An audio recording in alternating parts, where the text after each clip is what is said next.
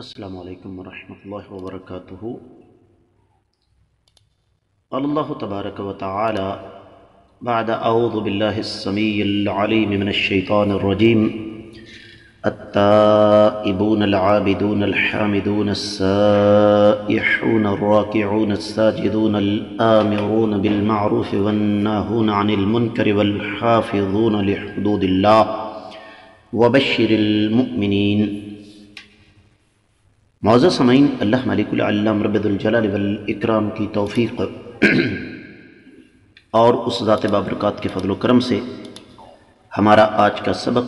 11واں پارہ سورہ توبہ 112ویں آیت مبارکہ، اور اس آیت مبارکہ کا موضوع اہل جنت کی 9 صفات یا 9 خوبیاں۔ اللہ رب العزت ارشاد فرماتے ہیں، التائبون توبہ کرنے والے، العابدون عبادت کرنے والے، الحامدون حمد کرنے والے، السائحون روزہ رکھنے والے یا اللہ تعالیٰ کی راہ میں سفر کرنے والے، الراکعون رکوع کرنے والے، الساجدون سجدہ کرنے والے، الآمرون حکم دینے والے بالمعروف نیکی کا، والناہون اور منع کرنے والے عن المنکر برائی سے، والحافظون اور حفاظت کرنے والے لحدود اللہ اللہ تعالیٰ کی حدود کی، وبشر المؤمنین اور خوشخبری ہے ایمان والوں کے لیے۔ لفظی ترجمہ آپ نے سماعت فرمایا، بامحاورہ ترجمہ سماعت فرمائیے گا۔ اللہ رب العزت ارشاد فرماتے ہیں، توبہ کرنے والے، عبادت کرنے والے، حمد کرنے والے، روزہ رکھنے والے یا اللہ کی راہ میں سفر کرنے والے، رکوع کرنے والے، سجدہ کرنے والے، نیک کاموں کا حکم دینے والے، برائی سے منع کرنے والے، اللہ تعالیٰ کی حدود کی حفاظت کرنے والے، اور ایسے ایمان والوں کے لیے خوشخبری ہے۔ امام ابن کثیر رحمۃ اللہ علیہ نے اس آیت مبارکہ کی تفسیر بیان کرتے ہوئے ارشاد فرمایا کہ 111ویں آیت مبارکہ میں رب کائنات نے جن ایمان والوں کا تذکرہ فرمایا ہے کہ اللہ تعالیٰ نے ان کی جانیں اور ان کے مال خرید لیے ہیں جنت کے بدلے میں، یہ ان کی خوبیاں اللہ نے بیان فرمائی ہیں۔ پچھلی آیت مبارکہ میں جو بات نسبتاً مجمل بیان ہوئی تھی، مختصر بیان ہوئی تھی، اللہ تعالیٰ نے اس کی یہاں تفصیل بیان فرمائی کہ جن لوگوں کے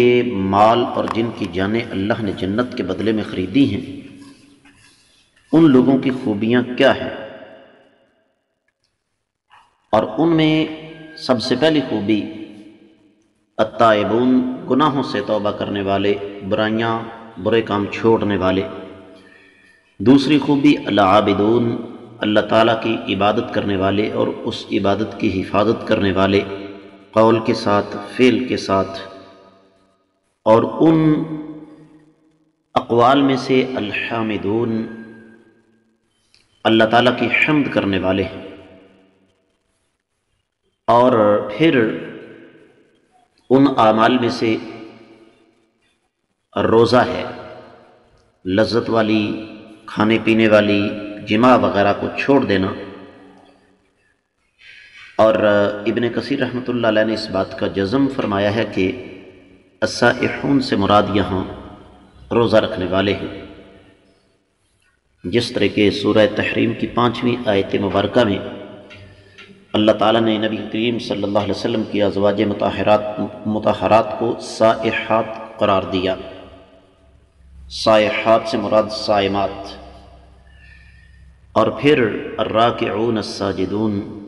اللہ کے سامنے رکوع اور سجدہ کرنے والے، یہ نماز کی طرف اشارہ ہے۔ اور پھر اللہ تعالیٰ کی مخلوق کا فائدہ کرنے والے،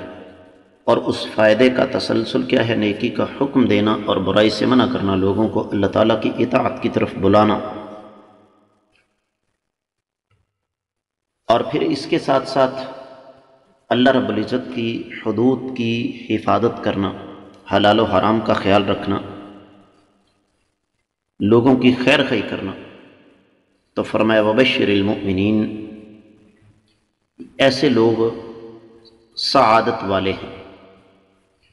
اس کے بعد ابن کثیر رحمۃ اللہ علیہ نے تفصیل کے ساتھ یہ مسئلہ بیان فرمایا ہے کہ یہاں پر الصائحون سے مراد روزہ رکھنے والے لوگ ہیں، اور اس حوالے سے پھر انہوں نے کافی سارے ائمہ کا تذکرہ فرمایا، جن میں امام سفیان ثوری، امام عاصم، عبداللہ بن مسعود، سعید بن جبیر، عبداللہ بن عباس، اسی طریقے سے امام ضحاک، اور پھر سیدہ عائشہ رضی اللہ تعالی عنہا، اور ان کے ساتھ ساتھ پھر مجاہد بن جبر، سعید بن جبیر، عطا بن رباح، ابو عبد الرحمن السلمی، امام ضحاک بن مزاحم، امام سفیان بن عیینہ وغیرہ، امام حسن بصری، اور امام ابو عمر العبدی، یہاں تک کہ پھر ابن کثیر رحمۃ اللہ علیہ ایک حدیث بھی لے کر آئے ہیں اللہ کے رسول صلی اللہ علیہ وسلم کی، کہ